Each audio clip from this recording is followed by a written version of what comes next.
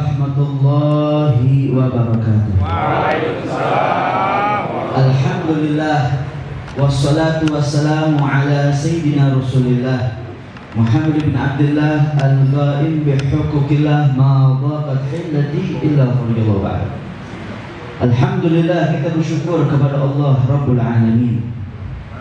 Pada malam hari ini, dari siang atau dari sore tadi, kita kumpul di tempat yang mulia, di waktu yang mulia, mencari ridhonya Allah dan menggapai daripada cinta Hadratul Rasul baginda Nabi Muhammad sallallahu alaihi wasallam. Mudah-mudahan capeknya kita, letihnya kita, duduknya kita di tempat ini menjadi saksi kita para pecinta Nabi Muhammad.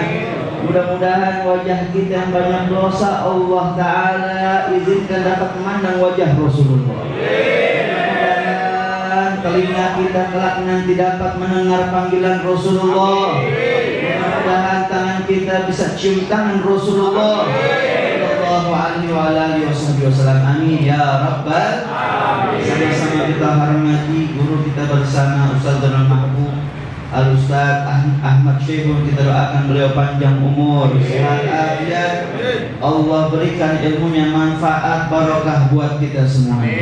Juga hadir bersama kita selaku Presiden daripada IGP Group Bapak Heru Hasanah, juga Bapak Ageng Setiawan selaku Direktur PT GKD, juga Bapak Dwi Kanjoro, Bapak Noviri Furqan, Bapak Dwi Herawan, juga perwakilan daripada PKK Yudi Fatoni dan segenap hadirin wal hadirat selaku umat baginda Nabi Muhammad sallallahu alaihi wasallam. Ini malam kita duduk sama rata, berdiri sama tinggi sesama hambanya Allah, sesama umatnya Nabi Muhammad sallallahu alaihi wasallam.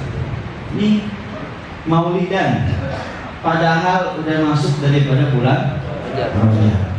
Nggak ada istilah ketinggalan, nggak ada istilah telat buat menggapai cintanya Nabi Muhammad sallallahu alaihi wasallam. Ini bukti cinta kita sama Rasulullah, perhatian kita sama Rasulullah. Yang kalau mau dibandingin perhatian kita sama Rasulullah sama perhatian mereka para sahabat Nabi Muhammad, nggak ada apa-apanya. Udah kayak langit sama bumi, jauh banget. Kita perhatian sama Nabi Muhammad bakal lebih perhatian sama kita. Kita perhatian sama Nabi Muhammad, insya Allah Allah redha sama kita. Sebab Nabi Muhammad adalah kekasihnya Allah Subhanahu wa Ta'ala. Hadirin wal hadirat yang dimuliakan oleh Allah Subhanahu wa Ta'ala. Ini Nabi Muhammad kita jadikan pedoman kita untuk menggapai ridhonya Allah Subhanahu wa Ta'ala. Di saat amal kita serba ngepas, apa yang mau kita andelin buat masuk surga? Nggak ada. Mau andelin sholat kita, jarang banget kita sholat khusyuk. Kita sholat begitu dah modelnya, kalang kabut.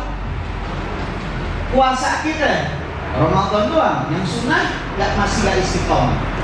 Sedekah pas-pasan juga sedekahnya, gak sebanding dengan harta yang kita punya. Nggak kayak mereka para sahabat Nabi Muhammad yang kalau udah sedekah nggak takut bangkrut, kalau sedekah nggak takut miskin. Amal-amal soleh kita yang lainnya, apa yang mau kita banggain? Apa yang mau kita andelin? Duduknya kita ini malam, insya Allah jalan pintas kita buat menggapai ridhonya Allah Subhanahu wa Ta'ala. Jalan pintas kita biar dirahmati, disayangi, dicintai sama Allah Subhanahu wa Ta'ala. Amin ya rabbal alamin. Kita ngaku sebagai umat Nabi Muhammad, tapi kita cuek banget sama Nabi Muhammad.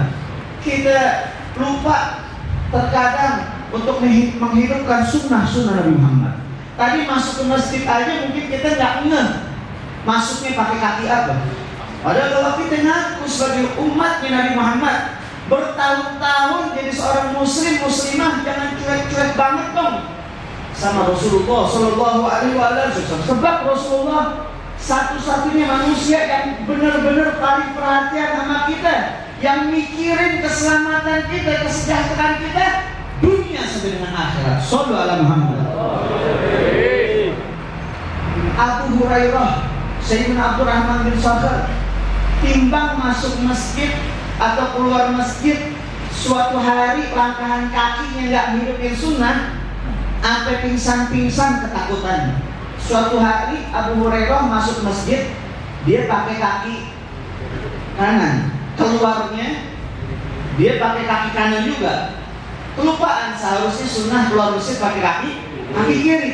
Saking takutnya, karena dia betul-betul menjaga hubungan baiknya sama Rasulullah, sampai pingsan-pingsan. Hukumnya alih. Setelah sadar, setelah siuman ditanya, ya Abu Hurairah, kenapa pingsan? Sakit? Lagi kurang sehat? Enggak, kata Abu Hurairah. Tadi saya keluar masjid pakai kaki kanan, tidak menghidupkan sunnah Nabi Muhammad.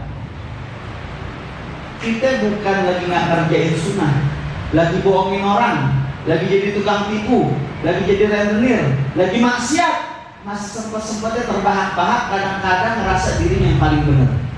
Alhamdulillah. Tapi mudah-mudahan dengan hati kita peringatan Maulid seperti ini menambahkan kecintaan kita kepada Rasulullah. Kita kerjakan apa-apa yang disukai oleh Rasulullah dan kita tinggalkan apa-apa yang membuat sedih bagi Nabi Muhammad. Penyakit-penyakit hati kita yang gampang emosian, yang gampang marah, yang gampang ngomongin orang, mulutnya yang suka ngegosip, yang suka ngegibah, yang gampang kesinggungan. Mudah-mudahan penyakit-penyakit dijauhin dari diri kita semua. Amin ya Rabbal. Sebab Nabi Muhammad punya sifat cakep banget. Sifatnya Nabi itu, Nabi paling demen girang orang. Siapapun yang dekat sama Nabi, dia bakal dibikin girang sama Rasulullah. Dia bakal dibikin seneng. Bahkan kalau dia mau, dia bakal dikasih senangnya dunia sampai dengan akhirat. Cuman kadang-kadang orang ketika diajak seneng sama Rasulullah, dia kagak mau. Majlis udah dekat, rumahnya udah bersebelahan sama masjid.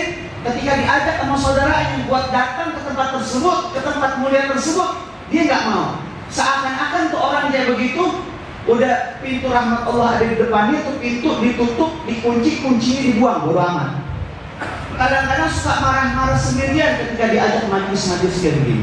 PR kita masih banyak, tugas kita masih numpuk. Jangan berantem mulu kerjaan, ribut mulu demen, debat mulu sukanya. Mau sampai kapan? Mau ditaruh di mana nih muka kita di hadapan baginda Nabi Muhammad? Maaf, kita sibuk kejar setoran, sampai lupa kejar ridhonya Allah. Kita sibuk kejar target, sampai lupa kejar surga. Kita sibukin kejar bonus, sampai kita lupa bonus pahala ketika kita menghidupkan sunnah baginda Nabi Muhammad Sallallahu alaihi wasallam. Rasulullah demen banget girangin orang. Sebab Rasulullah tuh kalau udah duduk sama sekitarnya pada demen. Kita juga harus punya sifat kayak begitu. Bagaimana orang duduk sama kita nyaman, orang dekat sama kita asyik. Jangan bikin orang duduk sama kita males. Entah males karena lisan kita, entah males karena pemikiran kita, atau entah males gara-gara sering pinjam duit. Giliran ditagih galakan dia. Hadirin wal hadirat yang dimuliakan oleh Allah Subhanahu wa taala. Hati-hati. Kita mungkin ketika mau membuat orang jatuh cinta atau suka sama kita, kita harus merangkai kata. Kalau kata-kata yang keluar dari mulut kita cakep, orang suka. Tapi kalau yang keluar dari mulutnya kata-kata yang tidak baik, apalagi kebun binatang, orang males dekat sama dia. Tapi Nabi Muhammad nggak cukup, nggak perlu banyak berkata, cuma senyum doang membuat seluruh mata yang tertuju kepadanya jatuh cinta kepada baginda Nabi Muhammad. Sebagaimana kita ngaji sama guru-guru kita, Nabi Muhammad tuh kalau udah senyum, sebagaimana disebutkan tadi di Maulid Tiba, wa idza tabassama an mithli hablil ghamam. Nabi Muhammad kalau udah senyum, senyumnya lebih sejuk, lebih indah daripada butiran embun. Wa kana sallallahu alaihi wasallam aktsarun nasi mutabassiman. Rasulullah adalah orang yang paling banyak senyumnya. Senyum sama saudara, jangan bawaannya cemberut mulu, bawaannya marah mulu, bawaannya emosi mulu. Orang duduk sama dia juga males, eger nih orang ngapa sih? Marah mulu, ente kadang-kadang. Hadirin wal hadirat yang dimuliakan oleh Allah Subhanahu wa taala. Ma'in kata Ibn Auf ketika dia masuk Islam, dia bilang apa? Ma'in ra'aitu wala sami'tu bimithli kullihi kamithli Muhammadin. Belum pernah kulihat, belum pernah kudengar manusia begitu indah menawan seumpama Sayyidina Muhammad sallallahu alaihi wasallam. Sayyidina Jarir bin Abdullah setelah dia masuk Islam, dia bilang apa? Mundu aslam tu mara'ani Rasulullah SAW illa mutabassiman. Setelah aku masuk Islam, belum pernah aku berjumpa dengan Rasulullah, melainkan aku dapati saat itu Rasulullah dalam keadaan tersenyum kepadaku. Hadirin, kita cari cintanya Nabi Muhammad, kita girangin Nabi Muhammad. Nabi Muhammad udah baik banget sama kita. Kita ini banyak banget salahnya sama Nabi Muhammad, tapi kita masih sering gak merasa. Di saat kita buat salah sama manusia, apalagi buat salah sama bos kita, mungkin kita merasa takut luar biasa. Entah takut nggak jadi dikasih bonus, entah takut gajinya dipotong, atau dia takut dipecat dari pekerjaannya. Tapi sering banget kita buat salah sama Allah, kita buat salah sama Nabi Muhammad Sallallahu Alaihi Wasallam, tapi seakan-akan kita nggak mengerjakan kesalahan tersebut. Kayak kita kerja nih, laporan nyampe ke atasan kita, si fulan kerjanya bagus, orangnya amanat, tepat waktu. Tuh atasannya kira-kira bakal senang apa enggak? Senang. Mungkin bisa sering-sering dikasih bonus. Apalagi bos kita baik, alhamdulillah. Tapi kalau dikabarin si fulan kerjanya nggak bagus, orangnya nggak amanat, datangnya telat terus, wah, yang kayak begitu nggak bakal lama dikerjakan, bisa buru-buru dipecat. Tapi Nabi Muhammad luar biasa, baiknya sama kita, perhatiannya sama kita. Tiap hari kabar nyampe ke Rasulullah, ya Rasulullah, si fulan umatmu sedang berbuat baik, sedang mengerjakan pahala, sedang hadir majlis taklim, rajin sholat berjamaah di masjid, rajin sedekahnya dan lain sebagainya, amal-amal soleh suka dikerjakan. Rasulullah bersyukur, Rasulullah tersenyum kepada kita. Tapi saat dikabarkan sama malaikat Jibril, ya Rasulullah, ini kerjaan umat si fulan lagi maksiat, lagi jadi tukang tipu, lagi ninggalin sholat, lagi ninggalin puasa, lagi nggak taat, melawan sama orang tuanya. Rasulullah sedih, tapi Rasulullah nggak murka, Rasulullah nggak marah. Justru Rasulullah mengangkat tangannya bermunajat kepada Allah Rabbul Alamin. Allahumma ghfir li ummati ma taqaddama wa ma ta'akhkhar. Ya Allah, tolong ampunkan dosa fulan, dosa umatku baik yang lalu maupun yang akan datang. Didoain sama Rasulullah. Dan kita yakin insya Allah hadirnya kita ini malam berkah daripada doanya Rasulullah. Yang hadir insya Allah orang-orang yang dipilih oleh Allah Subhanahu Wa Taala, yang dimauin sama Rasulullah buat hadir di majelisnya. Hati-hati yang merasa dirinya sibuk, yang merasa dirinya kayaknya berat banget, nggak ada waktu buat hadir ke majelis. Bisa jadi bukan kamu yang nggak mau datang ke majelis, tapi majelisnya yang nggak mau didatengin sama kamu. Itu jangan serah.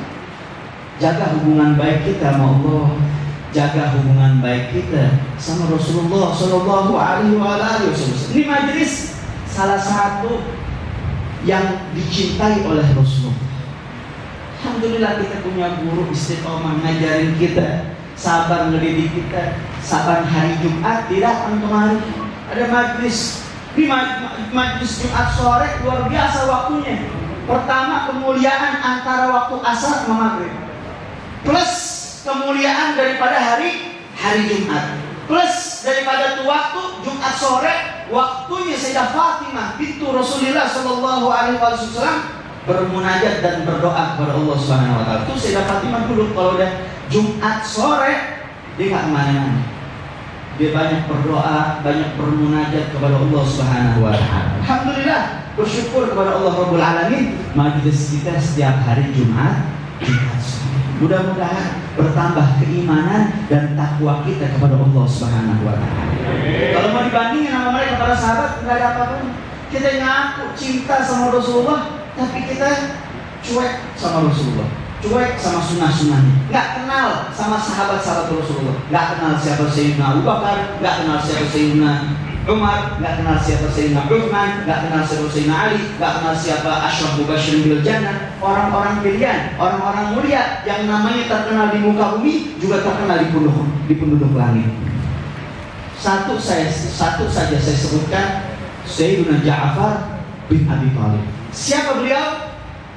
Sahabat Nabi Muhammad yang dekat sama Nabi Muhammad, sekaligus sepupunya Nabi. Sayyidina Ja'far bin Abi Thalib, sepupunya Nabi. Abangnya dia sama abangnya Nabi, adik kakak. Dia masuk Islam di awal. Saat itu Rasulullah masih berada di kota Mekah. Rasulullah kemudian memerintahkannya untuk hijrah ke Habasyah, karena keadaan saat itu masih seadanya banget. Rasulullah pengen hidupnya lebih sejahtera, lebih bahagia. Memerintahkannya sama istrinya untuk hijrah ke Habasyah yang ada di Afrika. Akhirnya hijrah Sayyidina Ja'far bin Abi Thalib. Lama banget kagak ketemu Nabi. Rindunya luar biasa. Sampai di tahun ke-6 atau tahun ke-7 setelah hijrah Nabi Muhammad, terjadi yang namanya Fathul Khaybar. Saat itu Nabi Muhammad dikabarin sama para sahabat bahwasanya pasukannya telah menang di Fathul Khaybar dan berhasil mendapatkan harta yang begitu banyak. Nabi dengar kayak begitu senang banget, girangnya bukan main. Tapi ada yang membuat Nabi lebih senang. Nabi lihat dari kejauhan ada sosok sahabat yang udah lama banget kagak kelihatan, yang udah lama banget kagak ketemu sama Nabi Muhammad. Sayyidina Ja'far bin Abi Thalib radhiyallahu anhu. Tuh keadaan tahu seperti apa? Kayak kita misalkan punya anak, tuh anak kita pondokin jauh, keluar kota, ke Jawa atau ke luar negeri, ke Hadramut, ke Tarim. Lama banget nggak ketemu, 4 tahun, 5 tahun, 6 tahun nggak ketemu. Tiba-tiba tuh anak pulang, nggak pakai ngabarin sama kita. Tahu-tahu sore-sore udah ada di depan rumah kita, ketok-ketok pintu, assalamualaikum. Kita kaget luar biasa, kaget, dibikin kejutan, surprise dari dia. Senang nggak tuh kira-kira? Senang banget, kaget plus senang, juga terharu. Keadaan saat itu seperti itu. Rasulullah yang udah lama banget nggak kelihatan sama Ja'far bin Abi Thalib, sosok sahabat yang dekat banget sama Rasulullah, sekaligus sepupunya Rasulullah, teman kecilnya Rasulullah, teman mainnya. Akhirnya Rasulullah melihat dari jauh dari Ja'far, langsung buru-buru bergegas untuk menghampirinya. Sampai Rasulullah berlari-lari kecil menghampiri Ja'far. Sampai di hadapannya dipeluk begitu erat Sayyidina Ja'far. Beruntung sekali engkau wahai Ja'far mendapat pelukan hangat dari baginda Nabi Muhammad sallallahu alaihi wasallam. Cuman ada yang bikin Sayyidina Ja'far lebih meleleh hatinya. Orang sekarang dikit-dikit ngomongnya meleleh. Udah kayak coklat dilelehin. Ada yang bikin Sayyidina Ja'far lebih bahagia. Apa? Setelah dipeluk Nabi Muhammad bilang apa? Gudumu Ja'far ahabbu min Fathil Khaybar. Kedatangannya Ja'far lebih aku sukai, lebih aku cintai, lebih membuat aku bahagia daripada aku mendengar kaum muslimin telah menang di peperangan Khaybar. Sayyidina Ja'far mendengar ungkapan Rasulullah, girang didatangin sama dia, saking senangnya, spontan dia loncat-loncat di hadapan Nabi Muhammad. Dia loncat-loncat di hadapan Nabi Muhammad, joget-joget di depan Nabi Muhammad. Bagus, saat itu nggak ada sekelompok orang yang ngatain bid'ah lo joget-joget di depan Nabi. Padahal ini ekspresi cinta yang spontan keluar dari lubuk hati terdalam. Makanya kita kadang-kadang kalau lagi pikir gak berasa suka goyang, lagi sholawat, apalagi diiringi sama hadroh, asyik gitu.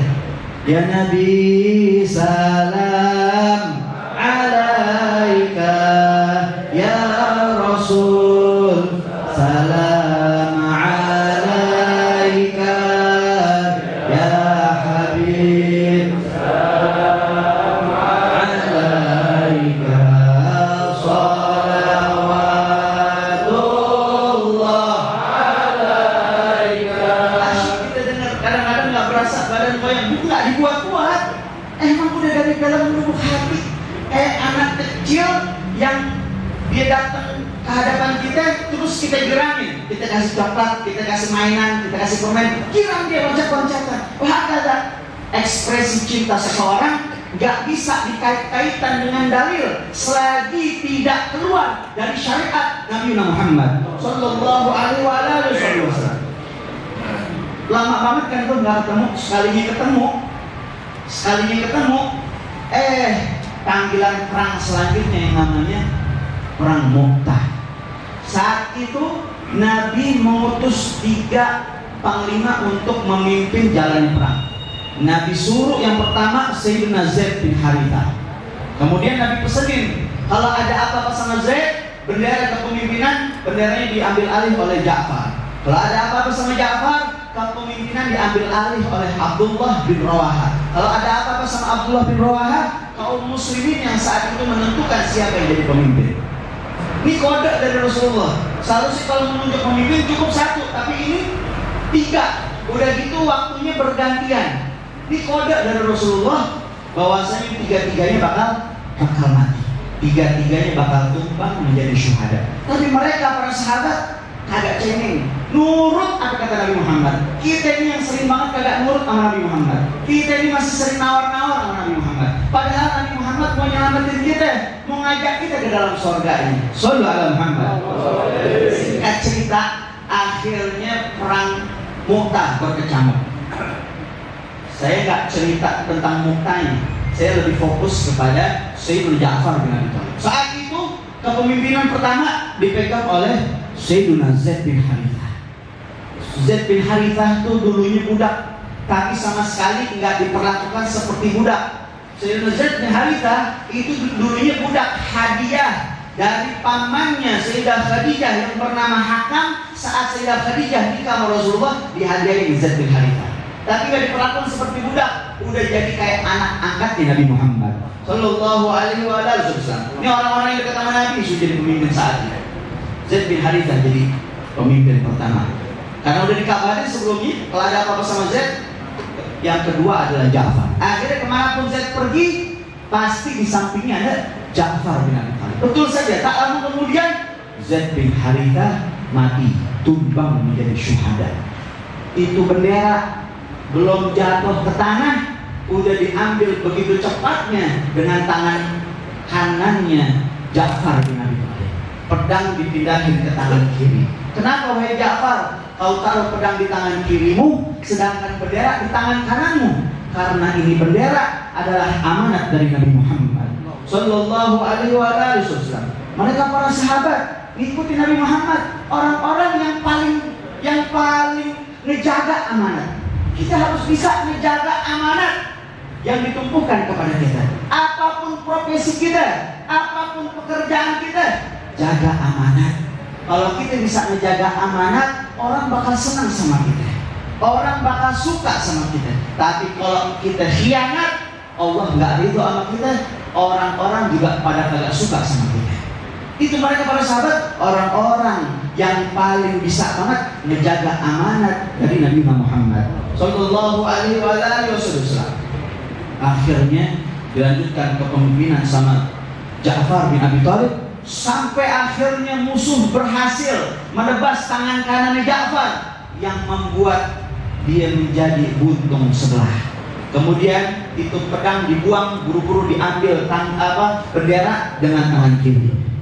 Dia lanjutin perang dengan tangan satu, dan dia naik daripada kuda atau onta. Saat itu kendaraannya dibunuh oleh musuh. Kendaraannya Ja'far ditusuk sama musuh, sama kaum musyrikin. Saat itu Ja'far melihat onta atau kudanya itu kendaraannya tersakiti, dibunuh sama musuh, nggak enak hati, langsung ditinggalin begitu aja. Sifatnya seorang muslim, sifatnya seorang mukminah, ada rasa kasih sayang kepada seluruh makhluknya Allah Subhanahu wa taala, apalagi sesama umatnya baginda Nabi Muhammad Sallallahu Alaihi Wasallam. Kalau misalkan ada salah satu anggota tubuh kita yang sakit, seluruh anggota tubuh kita juga merasakan sakit. Inilah sifat seorang sesama umat baginda Nabi Muhammad, bagaikan satu tubuh. Kalau ada yang satu sakit, jari sakit, gigi sakit, mata sakit, seluruh tubuh juga ngerasain sakit. Saling merangkul. Ajaran Nabi Muhammad dirangkul bukan bukan dipukul. Kalau kita dirangkul dulu, pukulin bareng-bareng. Hadirin wal hadirat yang dimuliakan oleh Allah Subhanahu wa taala. Sampai akhirnya musuh berhasil menebas kaki Ja'far. Kakinya tinggal satu, tangannya tinggal satu, sampai akhirnya berhasil juga menebas daripada tangan kiri Ja'far.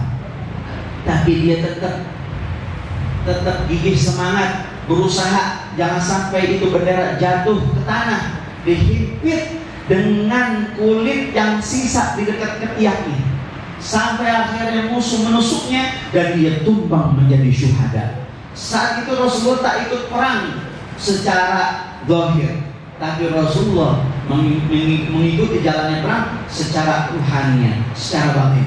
Dari kota Madinah, Nabi mengabarkan bersama sebagian sahabat yang gak ikut perang juga, seakan-akan di hadapannya Nabi ada layar, ada live streaming, mukjizat Nabi kita Nabi Muhammad Sallallahu Alaihi Wasallam. Kabarin Nabi, Zaid bin Harithah telah tumbang, Ja'far telah tumbang. Kemudian lagi cerita-cerita, tiba-tiba Nabi menjawab salam. Sampai sahabat pada bingung, di antara kami gak ada yang mengucap salam, kau menjawab salam untuk siapa ya Rasulullah? Akhirnya diceritain sama Nabi Muhammad. Tadi sebelum ruhnya Ja'far dibawa sama malaikat, Ja'far ditanya sama para malaikat Allah Subhanahu wa taala, "Wahai Ja'far, apakah ada permintaan terakhirmu sebelum ruhmu kami bawa?" Apa yang Ja'far minta kepada para malaikat Allah?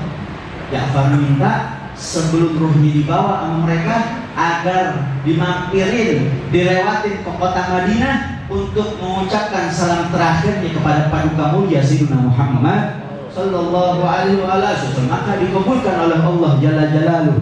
Ruhnya yang suci, ruhnya yang mulia, dibawa para tentara Allah, dibawa malaikat Allah Subhanahu wa taala melewati melintasi kota Madinah. Sesampainya di Madinah, Sayyidina Ja'far mengucapkan salam untuk terakhirnya kepada paduka mulia Nabi Muhammad. Assalamu alayka ya Rasulullah, wa alaikassalam ya Ja'far. Assalamu alayka ya Rasulullah, wa alaikassalam ya Ja'far wa rahmatullahi wa barakatuh. Itulah ini ekspresi cinta mereka para sahabat sampai titik darah penghabisan. Mereka habiskan seluruhnya untuk Nabi Muhammad Sallallahu Alaihi Wasallam. Kita minimal banyakin sholawat sama Nabi, hidupkan sunnah-sunnah Nabi Muhammad. Kalau ada rezeki, pergi umroh, pergi haji, ziarah ke makam Nabi Muhammad Sallallahu Alaihi Wasallam. Untuk ibadah haji, ibadah umroh bukan ibadahnya orang kaya, tapi ibadahnya para pecinta, ibadahnya orang-orang yang dipanggil, tamu-tamunya Allah, tamu-tamunya Rasulullah Sallallahu Alaihi Wasallam. Mudah-mudahan berkahnya Maulid secepatnya kita sama keluarga bisa pergi umroh, kita sama keluarga bisa pergi haji, ziarah ke Mekah dan Madinah, ziarah ke makam Nabi Muhammad Sallallahu Alaihi Wasallam. Amin ya Rabbal. Terus tahu nggak? Kadang-kadang ada beberapa perkara yang suka kita lupa, ya, seperti perkara kita masuk kamar mandi. Itu timbang kamar mandi doang. Kalau kita mau pahala banyak banget bisa kita dapetin. Dari masuk kamar mandi kita pakai kaki kiri, keluarnya kaki kanan. Lihat siapa orang yang masuk kamar mandi dia malah mendahulukan kaki kanannya daripada kaki kirinya. Kata ulama itu yurisul faqr, mewariskan daripada kefakiran. Oh bingung nih, kok cicilan kagak lunas-lunas, kok utang banyak banget, rezekinya seret banget, dompet kayaknya kosong mulu. Ternyata lupa masuk kamar mandi, tidak menghidupkan adab yang diajarkan oleh Rasulullah, pakai kaki kiri. Kita hidupin sunnah Nabi Muhammad, itu menjadi salah satu sumber keberkahan, kelancaran daripada rezeki kita semuanya. Jangan lupa baca doa di dalam hati. Kemudian jangan sekali-sekali kita bawa lafaz-lafaz tulisan-tulisan Allah, Muhammad, Rasulullah, ya, dan juga syiar-syiar Islam seperti gambar Ka'bah, gambar Masjid Nabawi, foto guru-guru kita. Jangan sekali-sekali dibawa ke toilet, jangan sekali-sekali dibawa ke WC. Jangan. Saya nggak bawa, cuman kadang-kadang kita suka nggak sadar, kita punya handphone, wallpapernya kadang-kadang gambar-gambar begitu, lafaz Allah, lafaz Muhammad, lafaz Rasulullah, gambar Ka'bah, gambar Masjid Nabawi. Kalau handphonenya mati nggak masalah, Tapi di saat kita lagi nongkrong di kamar mandi, tuh handphone nyala, ada yang nelpon, untung yang masalah.